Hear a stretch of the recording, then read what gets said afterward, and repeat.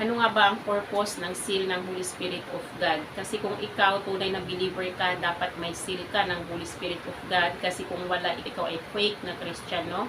So, alamin natin sa video na ito kung ano nga ba ang purpose ng seal na ito. Number 1 na purpose dyan, ang seal of Holy Spirit ni God ay nagsisilbing ownership ni God para sa mga believers, no? Ibig sabihin, inari ka na ni God bilang anak niya. Ito ang patunay na accepted ka na niya bilang isa sa mga adopted child niya, no? At saka pangalawa, ang Holy Spirit ni God ay siya ang nagsisilbing guide ng mga believer para mamuhay ng banal, no? At saka ang Holy Spirit of God, siya ang nagbibigay ng empowerment sa mga believers. Siya ang nagbibigay ng spiritual gift sa mga believers, no? At pangalawa naman, ang seal ng Holy Spirit ni God ay nagsisilbing guarantee ng salvation ng mga anak ng Diyos, no?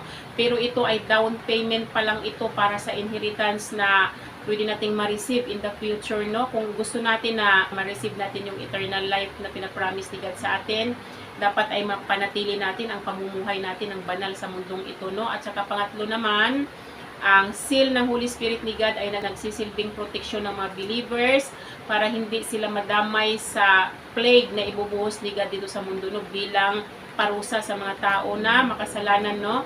So, yun ang purpose ng seal of Holy Spirit ni